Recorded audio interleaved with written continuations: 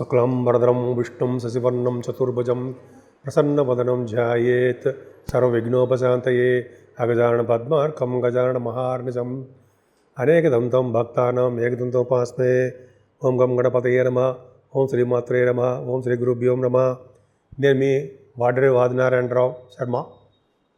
ఇప్పుడు మనం రాహువు కేతువుల గురించి మాట్లాడుకుందామండి. ఇప్పుడు చెప్పబోతున్న టాపిక్ అదే. అంటే 1.5 year 18 నెలలకు ఒకసారి మారేటువంటి రాహువు గురించి కేతువు గురించి ఇప్పుడు నేను చెప్పబోతున్నాం. 18th నుంచి కూడా రాహువు కుంభరాశిలోకి అలాగే కేతువు సింహరాశిలోకి మారడం వలన రాహు కేతులు 12 రాశుల వారికి ఇచ్చే అశుభ ఫలితాలు ఎలా ఉండబోతున్నాయో ఇప్పుడు మనం తెలుసుకోబోతున్నాం. అసలు ముందుగా కారకత్వాలు అని చెప్పి అంటాం. అసలు రాహు కేతువుల కారకత్వాలు అంటే ఏంటి? వాళ్ళు ఏం చేస్తారు? రాహు ఏమి ఇస్తాడు, కేతు ఏమి ఇస్తాడు? కారకత్వాలు అంటే అవే అండి.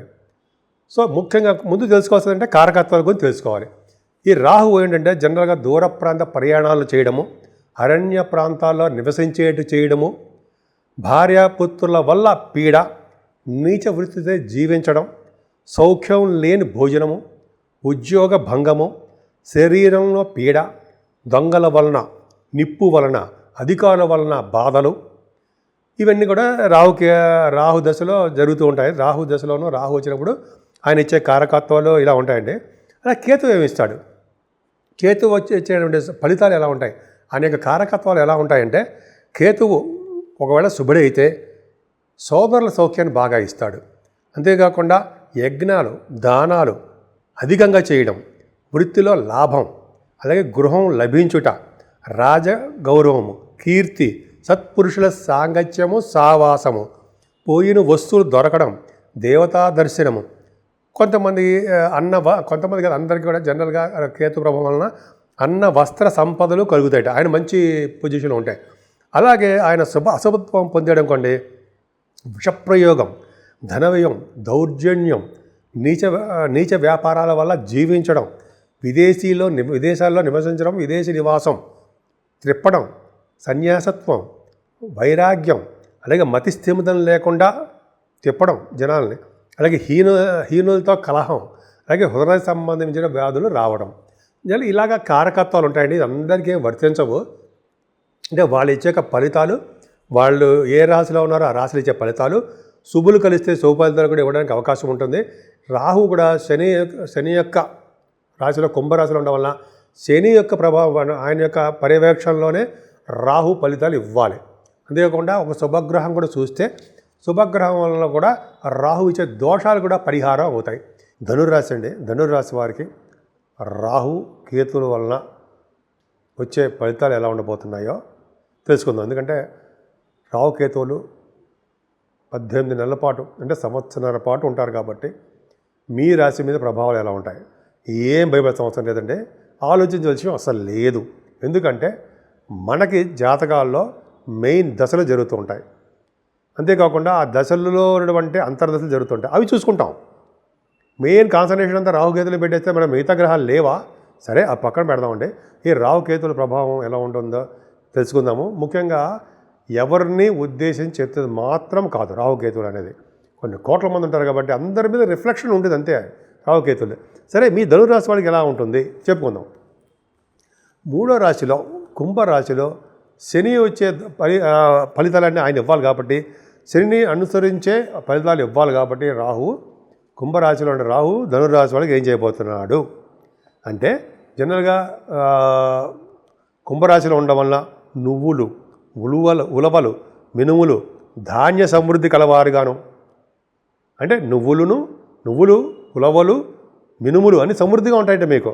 అలాగే పూర్ణాయుర్దాయం కలవారుగాను, ధైర్యం కలవారుగాను, తృతీయ రాహు వలన ఐశ్వర్య ప్రాప్తి, లక్షాధికారులైన కొడుకులు అంటే జనరల్గా ఒకనప్పుడు చెప్పారనుకోండి, ఎక్కువగా ధనప్రాప్తి, ధనవంతులైన కొడుకులు కలవారుగాను, అధికమైన ధైర్య సాహసాలు కలవారుగాను, సోదర సుఖము కలవారుగాను, ప్రతాపవంతుడుగాను, వంశవృద్ధి కలవారుగాను, కర్ణరోగి కలవారుగాను, చివరికి ఇబ్బంది ఉంటుందన్నమాట.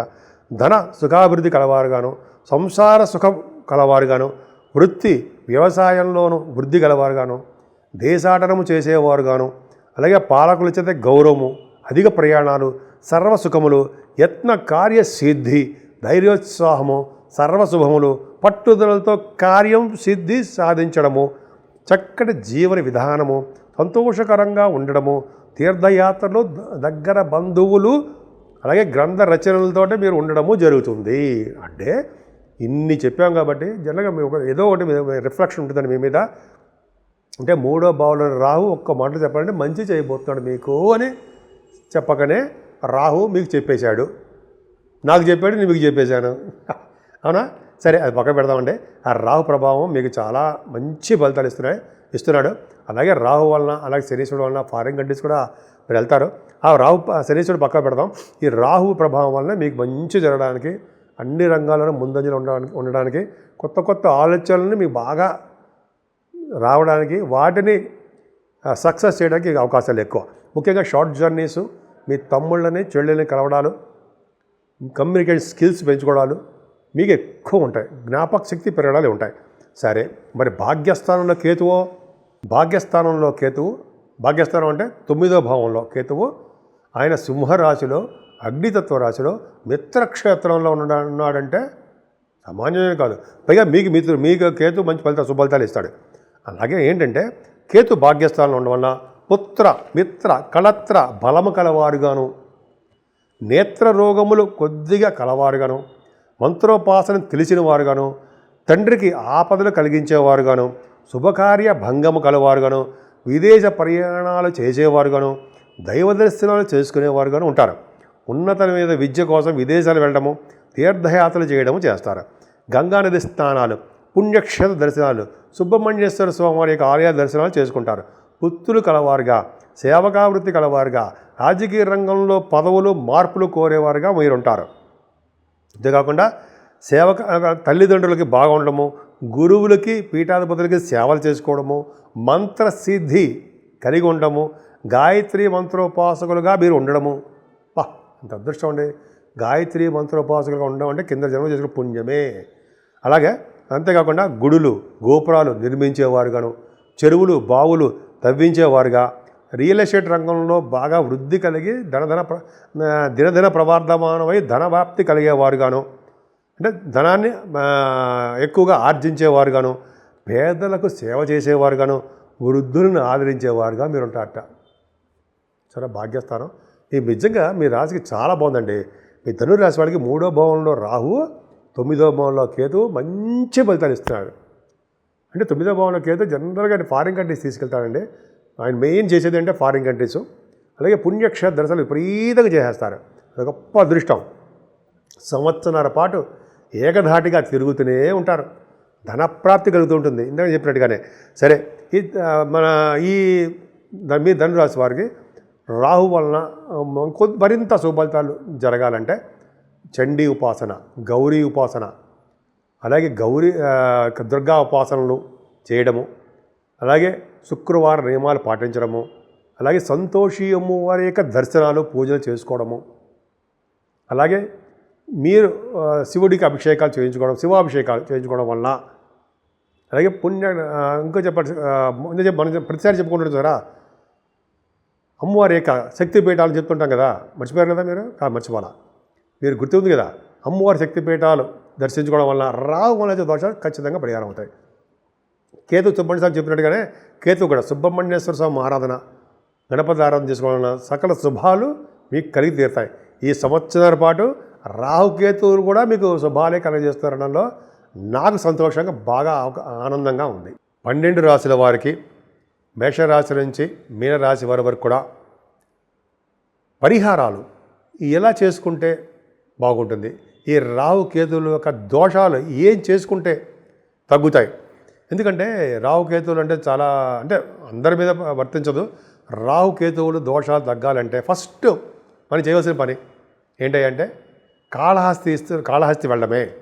కాళహస్తి వెళ్ళి రాహుకేతువులు పూజ చేయించుకున్న వారికి రాహుకాలంలో చేయించుకుంటే మరీ మంచిది. రాహు వలన కేతు వలన వచ్చే దోషాలు పరిహారం అవుతాయి. అక్కడే ఆ గుళ్ళోనే పరమేశ్వరుడు ఉన్నాడు. పరమేశ్వరుడు యొక్క దర్శన భాగ్యం ఉండడము చేసుకోవడం వలన రాహుకేతువుల యొక్క దోషాలు, అలాగే మన ఈశ్వరుడికి అభిషేకాలు చేయించుకోవడం వల్ల, అమ్మవారికి పూజలు అక్కడ గౌరీ అమ్మవారు ఉన్నారు కదా చేయించుకోవడం వలన అంటే మనకి రావుకేతువులు శివుడు అమ్మవారు ఉండడం వల్ల ఆ పవర్ బాగుంటుంది కాబట్టి ఈ రావుకేతువు లేక దోషాలు పరిహారం అవుతాయి. అంతేకాకుండా సర్ప శాంతి చేయించుకోవాలండి. అలాగే సర్పాలకు సంబంధించినటువంటి ప్రతిష్ట నాగప్రతిష్ఠ అంటాం కదా, ఆ నాగప్రతిష్ఠ కూడా చేయించుకోవడం వలన ఈ కేతువు వలన వచ్చే దోషాలు ఎందుకంటే పుత్తులు పొట్టట్లేదనో, పెళ్ళిళ్ళు కావట్లేదనో, లేకపోతే సరైన ఉద్యోగాలు లేదనో, అయితే ఉన్నతంగా రాణించట్లేదనో, విదేశాలు వెళ్ళినా కూడా ఉద్యోగాల ప్రాప్తి కలగట్లేదనో, రియల్ ఎస్టేట్ రంగంలో బిజినెస్ సక్సెస్ అయ్యలేకపోతున్నామనో, ఇవన్నీ కూడా దోషాలు పరిహారం అవడానికి వీలుంటే మీరు మోపిదేవులు అదే మీ ఎక్కడున్నా అక్కడ మీరు విగ్రహ ప్రతిష్ట నాగ విగ్రహ ప్రతిష్ట చేయించుకోండి. మన అంత స్తోమత లేదు, మనం చేయించుకోలేమండి, టైం కుదరదు, టైం ఉండదు, పర్వాలేదు, డోంట్ వరీ. మనం కనీసం సుబ్రహ్మణ్య మనం ఆన్లైన్ సరే మనం ఈశ్వరుడు అంటే పరమేశ్వరుడు మనం అక్కడ చేసుకోవచ్చు. ఎక్కడ మీరు వీలుంటే అక్కడ ఆన్లైన్లో అమ్మవారికి ఉంటారు కదా కాళహస్తి కానీ అలా మీకు ఎక్కడ వీలుంటే అక్కడ పూజలు చేయించుకోండి. అంతేకాకుండా సుబ్రహ్మణ్యేశ్వర దేవాలయాలు పళని అటువంటి దేవాలయ సందర్శనలు మనం ముందాక చెప్పినట్టుగా చేయించుకోవడం వలన అంటే సరస్వతి అమ్మవారి యొక్క దర్శన భాగ్యం చేసుకోవడం వల్ల జ్ఞాన సరస్వతి అమ్మవారు ఉండడం వల్ల ముఖంలో బ్రహ్మ యొక్క తేజస్సు, నాలుక మీద సరస్వతి నాట్యం కావాలని చెప్పి మనం వాళ్ళు కోరుకుంటుంటాం కదండి. మనం దండం పెట్టుకుంటే అలాగే దండం పెట్టుకోవాలి కదా. సరస్వతిదేవి దండం పెట్టుకోవాలంటే అర్థం ఏంటంటే పెద్దలు మరి చెప్తుంటారు బ్రహ్మ యొక్క వర్చస్సు మన ముఖంలో ఉండాలని, స్వామి అమ్మవారి యొక్క మాట మన నాలుక మీద నాట్యం చేయాలని, అప్పుడే మనం వెలుగులోకి చాలా ఫెమిలియర్ పర్సన్స్ అవుతామని చెప్పి ప్రతిరోజు అమ్మవారి సరస్వతి అమ్మవారిని దండం పెట్టుకుంటాం. అలాగా సరస్వతి అమ్మవారిని దర్శించుకున్నా, సరస్వతి అమ్మవారికి పూజలు చేయించుకున్నా, అలాగే కాళహస్తిలో ఇందాక చెప్పిన కాళహస్తి దర్శనం చేసుకున్నా, ఇలాగా మనం భగవంతుని ఎంత దగ్గర అయితే అంత మంచి ఫలితాలు ఈ రాహు కేతువులను వచ్చే దోష పరిహారం అవుతాయి. ఏదేమైనా రాహు కేతువులు మనల్ని ప్రత్యేకించి మనల్ని ఏం చేయరండి, ఇబ్బంది ఏం పెట్టరు, మనకి మంచి మంచి దశలు జరుగుతున్నాయి కాబట్టి. కానీ మరింత శుభ ఫలితాలు మనకి దక్కాలంటే ఖచ్చితంగా మంచి ఫలితాలు మంచి పూజలు చేసుకోవాలంటే ముఖ్యంగా అందరూ కూడా మేము చెప్పేది మెయిన్ ఇంపార్టెంట్ అంటే సుబ్రహ్మణ్యేశ్వర స్వామిని, ముఖ్యంగా ఆయన కంటే మెయిన్ ఇంపార్టెంట్ విష్ణువుని శివుడిని ఆరాధించిన వాళ్ళకి, గౌరీదేవి పూజించిన చేసుకున్న వారికి కూడా రాహు కేతువుల వచ్చే దోషాలు చాలా మనకు పరిహారం అయి తీరుతాయి.